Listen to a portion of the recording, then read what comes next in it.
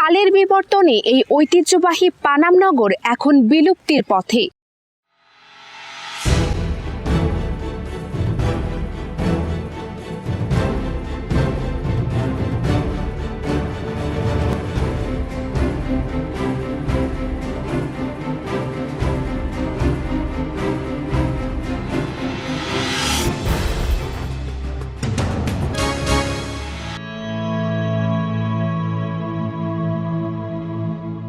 প্রায় 450 বছর আগে এই পানাম নগর ছিল ধনী ব্যবসায়ীদের বসত কেন্দ্র।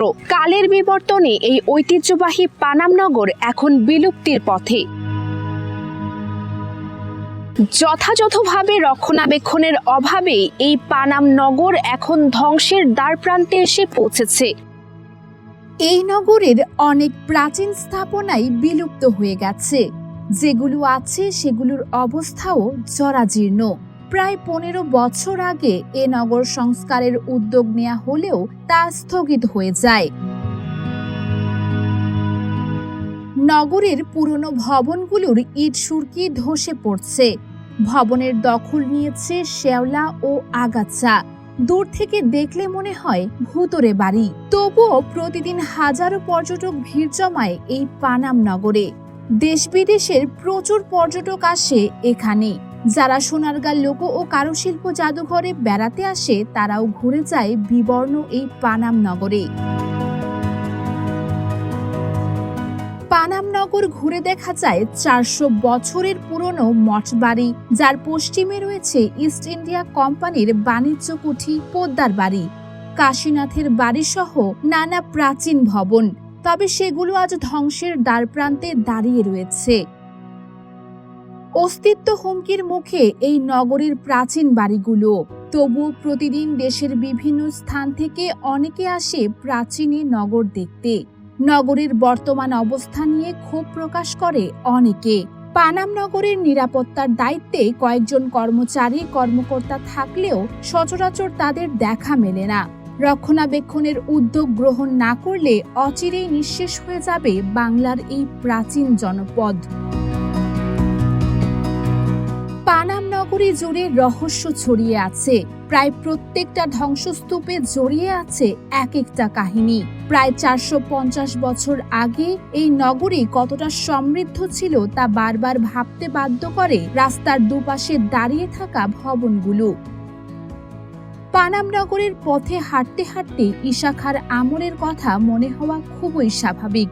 12 ভূঁইয়াদের প্রধান প্রতাপশালী ঈশা খাঁ 15 শতকের শুরুর দিকে সোনারগাঁয়ে বাংলার প্রথম রাজধানী স্থাপন করেন। ওই সময়ে ইস্ট ইন্ডিয়া কোম্পানির বাণিজ্যিক কার্যক্রম ও চিরস্থায়ী বন্দোবস্তের ফলে ইউরোপীয় অনুপ্রেরণায় নতুন ঔপনিবেশিক স্থাপত্য রীতিতে গড়ে ওঠে পানাম নগরী। পরবর্তী সময়ে অর্থাৎ 19 শতকে কিছু ধনী হিন্দু ব্যবসায়ী পানাম নগরে নিজেদের আবাসস্থল গড়ে তোলেন।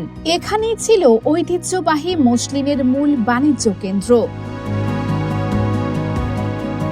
এখনো পানাম নগরে দেখা যায় অপূর্ব ও নিপুণ কারুকাজ খচিত প্রাচীন সব ইমারত।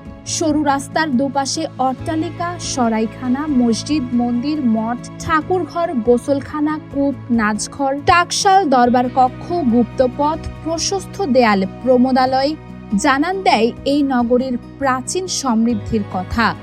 কিন্তু পানাম নগর হারাতে বসেছে তার ঐতিহাসিক রূপ, সৌন্দর্য ও জৌলুস। পানাম নগর এক সময় সন্ধ্যা নামার পর নাচ, গান, সুর ও শাকের আয়োজনে মেতে উঠত। নৃত্যের তালে তালে ঝুমুরের শব্দ ও তানপুরার সুরে মুখর হয়ে উঠত সোনারগাঁর বাতাস। আজ সেই নগরে সন্ধ্যা নামলে নেমে আসে গা ছমছমে নীরবতা। সেই সুযোগে মাদক সেবীরা নিরাপদ স্থান হিসেবে এখানে বসায় নেশার আসর। সন্ধ্যার পর এলাকায় ঢুকতে ভয় পায় মানুষ। দিনের বেলায় বাড়িগুলো পরিণত হয় অন্ধকূপে। লোনা ইট ও কালো পাথরের টেরাকোটা এখন বিক্ষিপ্তভাবে ছড়িয়ে ছিটিয়ে রয়েছে পানাম ও আশেপাশের গ্রামে। এখন যেন পানাম নগরের দেয়ালে কান পাতলে শোনা যায় নগরের হাহাকার আর আর্তনাদ। 5টি প্রশস্ত 6 মিটার দীর্ঘ সড়কের দুই পাশে একতলা, দোতলা ও তিনতলা প্রায় 52টি ভবন রয়েছে পানাম নগরে। যার বেশিরভাগই ধ্বংসের দ্বার প্রান্তে। 10টি ভবন প্রায় বিলুপ্তির পথে। সব ভবনের বেশিরভাগ কক্ষের ইট খসে পড়েছে, কারুকাজগুলো নষ্ট হয়ে যাচ্ছে।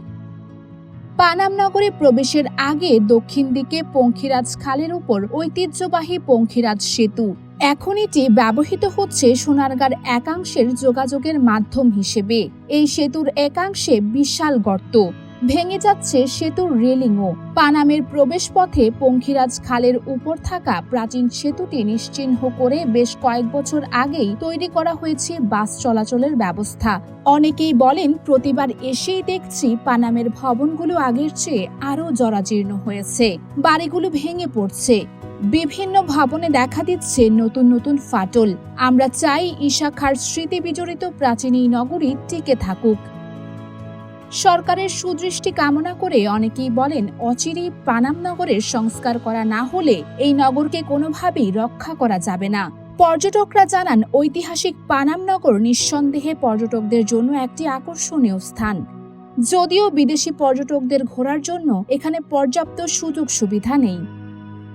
ইউএস বেঙ্গল, ঢাকা।